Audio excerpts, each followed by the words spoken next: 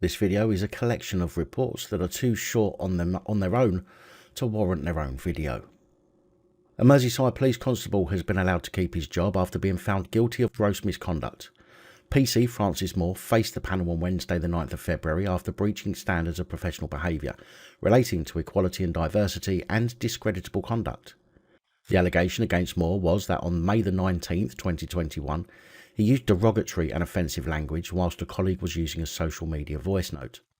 PC Moore was said to have been off duty at the time socialising with colleagues when, during a conversation of voice messages over Snapchat, he used an expletive and made a remark of a homophobic nature. It was then reported by one of his colleagues who was present at the night and who had heard it. Moore accepted the allegation and described his behaviour as appalling and unacceptable, adding, "Since the incident happened, I have thought about it pretty much every day. I didn't mean any malice by it. I don't even know why I said the word. It is not normally a phrase I would use." Moore admitted to having drunk an excessive amount of alcohol at the time of the incident, adding, "I was trying to keep up with the amount my colleagues were drinking, an amount that I wasn't used to." Maybe not the kind of police constable we want in our police force, especially if he is so easily led by others. It was found by Merseyside police to be an act of gross misconduct, but it was decided that it did not warrant dismissal, and he was issued with a final written warning by the tribunal judge Trevor Jones.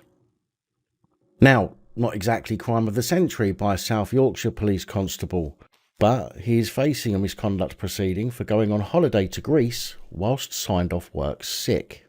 This constable has been afforded anonymity, apparently due to his health, and the identifying of him could cause him to get a little upset. It's alleged that the constable travelled to Greece while signed off work and lied about attending a funeral. A statement from South Yorkshire Police said on the 21st of August 2020, an officer sent an email to a member of staff at South Yorkshire Police, in which the officer stated that they had an appointment on the morning of the 25th of August 2020, which was untrue and which they knew to be untrue. On or around the 22nd of August 2020, whilst off sick from work, the officer travelled to Greece without notifying a supervisor and or seeking authorisation or leave. On the 25th of August 2020, while off sick from work and on holiday in Greece, during a phone call with the Occupational Health Unit, the officer informed the Occupational Health Unit that they were at a funeral in Belgium, which was untrue and which they knew to be untrue. The above conduct breached the standards of professional behaviour relating to honesty and integrity and duties and responsibilities, and individually or cumulatively amounts to gross misconduct. The officer has a number of health problems which will be discussed throughout the course of the hearing. The legally qualified chair has decided that the health of the officer and the allegations are inextricably linked to the allegations, and therefore a part public hearing could not be practicable. A decision has therefore been made that the hearing will be in private and the officer will not be named. Again, lovely bit of transparency there from the police. Now, as I've said, this isn't exactly crime of the century, and we've probably all pulled a sickie and lied about it at some point or another.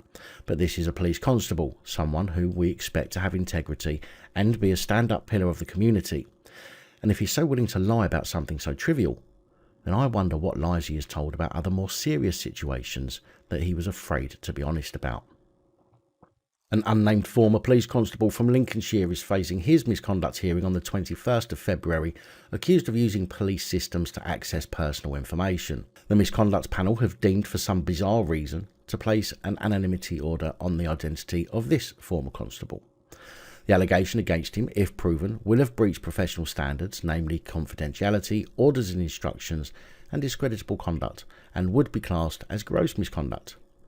It is alleged that between September 2019 and August 2021, former Officer A used police systems without authority or reasonable excuse to access information that was personal to them. That's all the information I have regarding this particular constable, but I will follow this up once I hear more information on the 21st of February. PC 14880 Thomas Hall from Kent Police is to face a misconduct hearing on the 23rd of February at the Kent Police headquarters over allegations of non-consensual touching of a sexual nature. I've not been able to find any further information regarding this, not even that this report was submitted as a crime.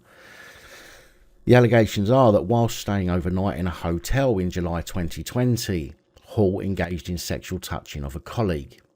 If the allegations are found proven as gross misconduct, Hall could get the boot and be potentially placed on the College of Policing's barred list. Again, very little information regarding this. I will bring you more around the 23rd of February when more information becomes available. A West Mercia police constable has been sent to the dole queue last week after a misconduct panel found him guilty of breaching standards of professional behaviour. Have a guess as to what he was sacked for.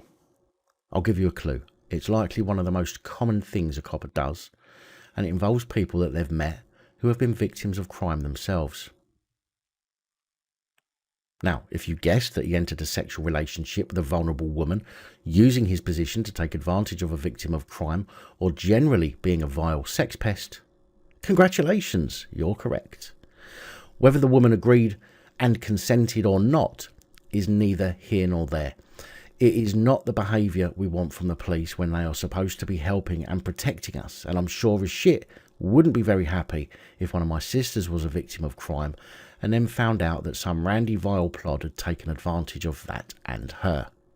Former PC Michael Harrison met the woman through his duties and sent her explicit images from his work mobile phone. Deputy Chief Constable Julian Moss said his behaviour was a form of serious corruption and that we will continue with rigour to rid your police service of corrupt officers.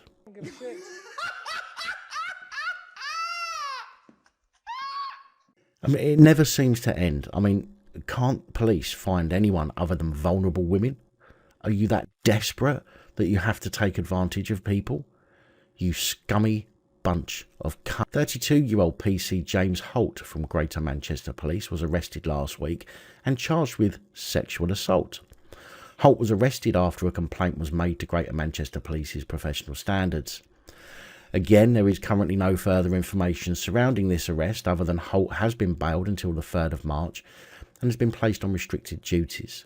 Any misconduct proceedings will be held once criminal proceedings have concluded, although the police do have the option of expediting misconduct hearings in serious matters. 2 Thames Valley police constables are facing a misconduct hearing over the way they handled the arrest of a man in June 2021.